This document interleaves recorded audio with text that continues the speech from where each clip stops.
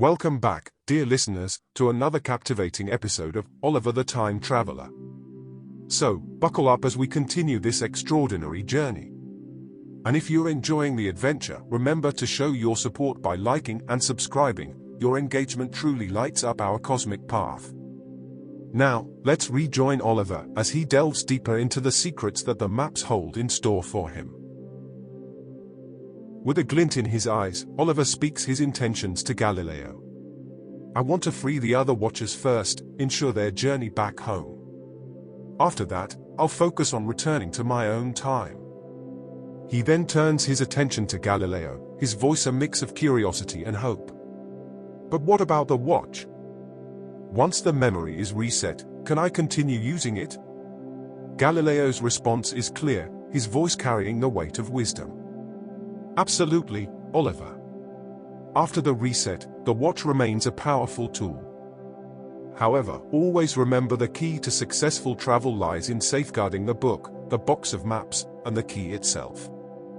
These are your compasses through the cosmos, guiding you safely through the currents of time and space. He then glances at the watch and back at Oliver. And yes, you're right. With the watch's memory on pause, you can venture to that time and come back again. It's a journey that holds promise and discovery, Oliver. Oliver's gaze holds a spark of determination as he addresses Galileo. Could we uncover who the very first watcher is? And perhaps discover where he or she might be trapped? If we can craft a plan for a rescue, it might set a precedent for the others.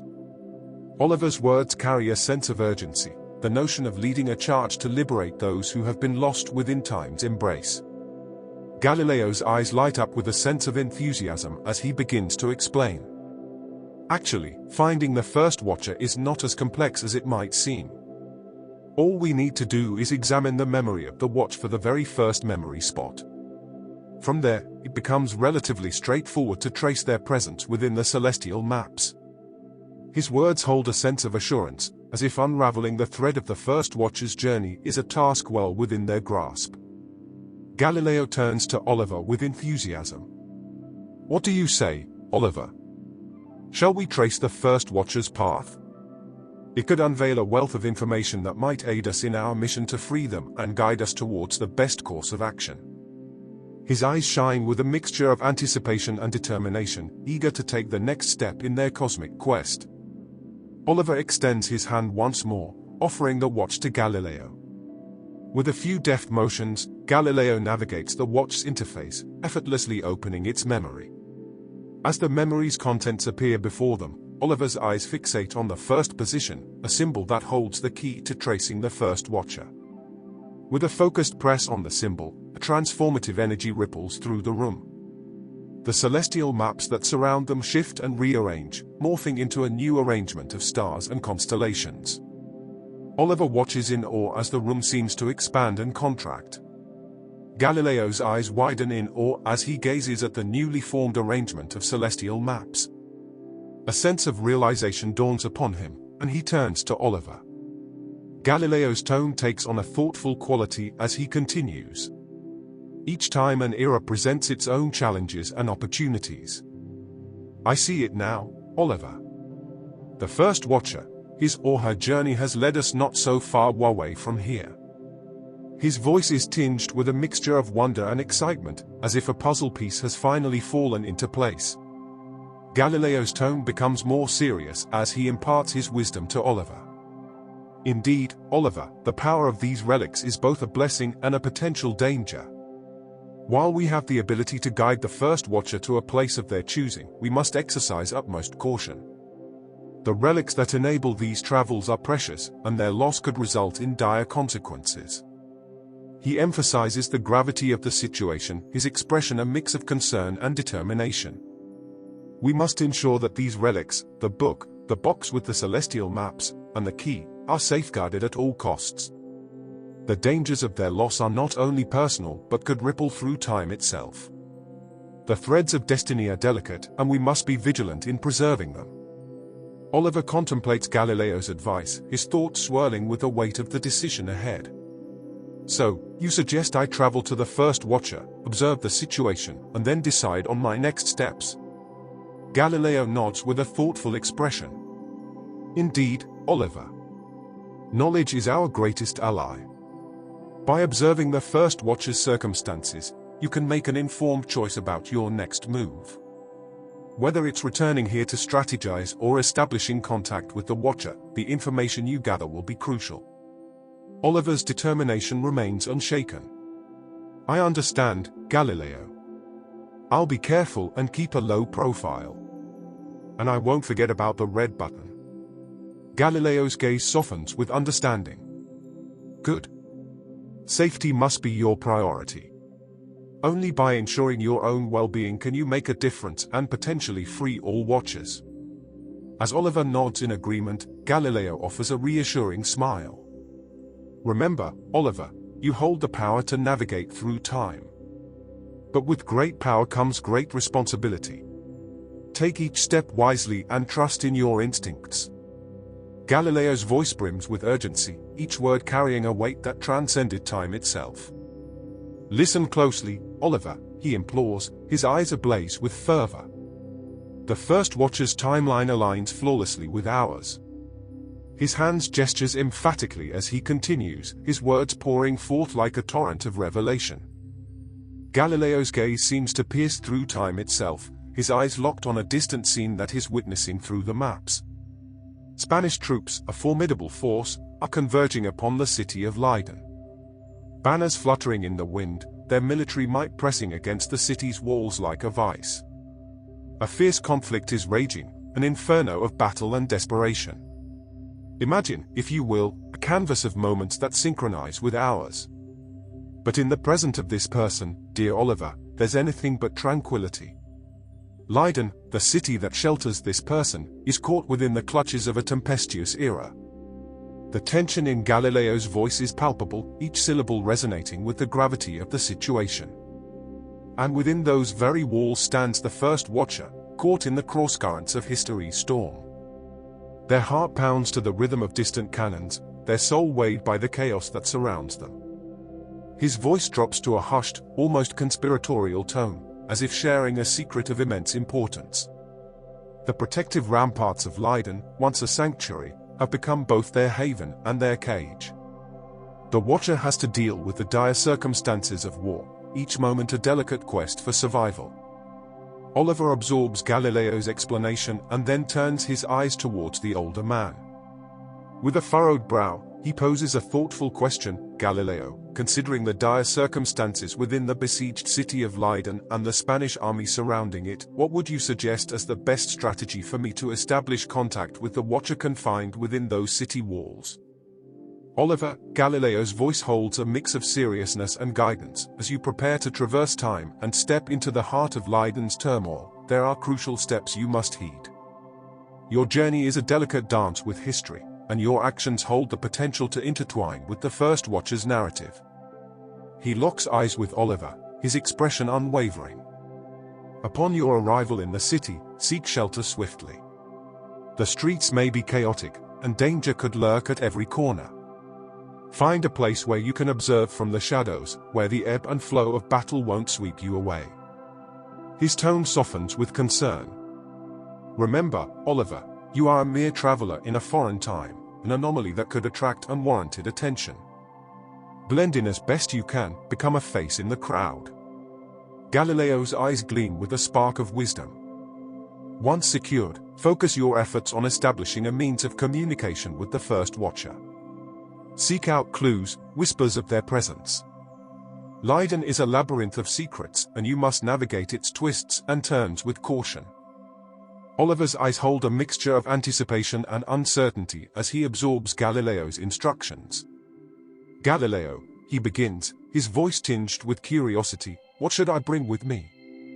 I mean, what do I take to navigate a city caught in the midst of war? Galileo's gaze shifts momentarily, his mind seemingly calculating the necessities for Oliver's journey. Oliver, he responds, his tone thoughtful, you must travel light, carrying only the essentials. In a city embroiled in conflict, mobility and discretion are your allies. With a gesture toward the table, where a loaf of bread and various provisions lay, Galileo continues, first and foremost, gather some bread and food. These sustenance items will provide you the energy needed to navigate laden streets and maintain your strength as you seek shelter and the First Watcher. Oliver nods, his determination growing stronger with each passing word. Galileo's eyes then shift to a corner of the room, where a hooded cloak hangs against the wall. "You see that cloak?" he says, his voice softening. "Take it with you. It will shield you from the elements and help you blend in with the populace." He offers Oliver a reassuring smile. "I'm confined to this house, but you, Oliver, you are the conduit between eras. The cloak will help you remain inconspicuous as you tread through the bustling streets." Oliver's fingers trace the fabric of the cloak, a sense of purpose filling him. "Thank you, Galileo," he says with gratitude. Turning to Galileo, Oliver asks, "Galileo, when I find the First Watcher, what do I do? How should I approach him, and what should I say?" "Oliver," Galileo responds, his voice steady, "when you encounter the First Watcher amidst the tumult of Leiden, your approach is of utmost importance. Remember, you are a traveler from a distant era, a harbinger of the future that they themselves may not yet comprehend." Galileo's expression softens with wisdom. Ask about their journey, their observations.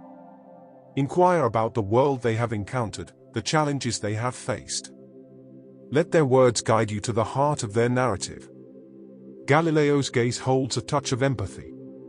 If the First Watcher expresses a desire to return to their time, approach the topic with caution. Suggest the possibility of returning home, but emphasize that it is a choice, not an obligation. The web of time is intricate, and altering the course of the Watcher could have far-reaching consequences. Present the Watcher with the knowledge that their story is of importance to both eras, a bridge between moments. A wistful smile graces Galileo's lips. "Ultimately, Oliver, you are the bridge." Galileo's tone is gentle yet significant. "Before you leave, there's one more thing you must know. In the memory of the watch, a unique function has been programmed." Oliver turns back to face Galileo, his curiosity piqued. Galileo's voice holds a note of warmth. "Next to the memory spots of all the 8 watchers that came before you, there is a special memory slot reserved. It bears the imprint of my place, a tether between your journey and the knowledge I hold." A faint smile touches Galileo's lips.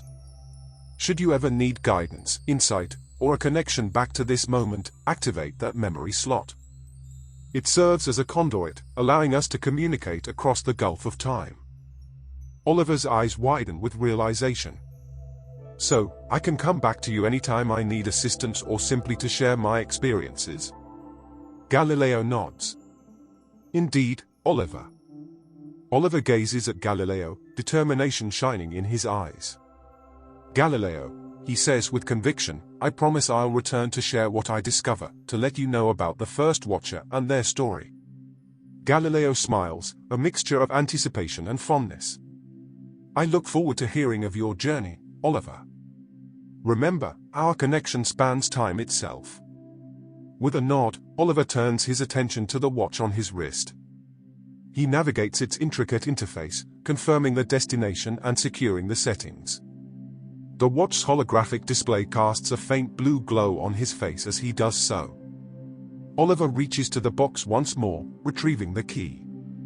It gleams in the soft light, its significance weighing heavy on his mind. He puts the key in the pocket of his trousers. The maps, a tapestry of stars and constellations, seem to shimmer and fade with an otherworldly light, their glow retreating back into the confines of the container. With a sense of purpose, he carefully puts the book and the box into his bag. These precious artifacts, laden with history and destiny, rest next to the provisions he's gathered. He swings the bag over his shoulder, the faint sound marking the beginning of his imminent journey. Turning back to Galileo, Oliver says, "The time has come for me to part. I'll carry your wisdom and guidance with me, Galileo, as I step into the current of time." With a heartfelt nod, Oliver whispers, "Until we meet again." In response, Galileo makes a respectful bow, his gesture a blend of friendship and mentorship. "Safe travels, Oliver," he says with a warm smile, his voice carrying a sense of camaraderie. "Until we meet again."